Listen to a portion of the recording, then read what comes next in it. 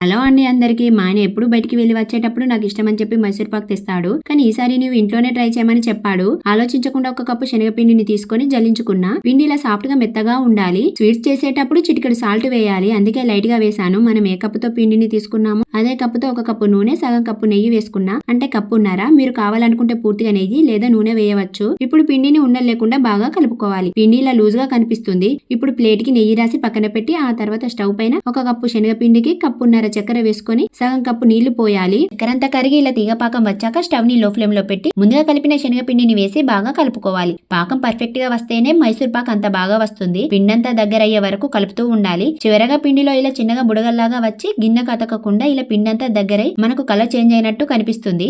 అప్పుడు stove off చేసి ముందుగా నెయ్యి రాసిన ప్లేట్ లో పోయాలి. దీన్నంతా ఇలా సమానంగా చేసుకొని త్వరగా చల్లారాలని ఫ్రిడ్జ్ లో కానీ ఫ్యాన్ కింద పెట్టకుండా రూమ్ టెంపరేచర్ లో 2 అవర్స్ లేదా 1.5 అవర్ పెట్టాలి. పూర్తిగా చల్లారిన తర్వాత పీసెస్ లాగా కట్ చేసుకోవాలి. అచ్చం స్వీట్ షాపుల్లో దొరికే మెత్తని మైసూర్ పాక్ తయారైంది. టేస్ట్ సూపర్ గా ఉంది. వీడియో నచ్చినట్లయితే మా ఛానల్ ని సబ్స్క్రైబ్ చేసుకోవడం మర్చిపోకండి. Thank you.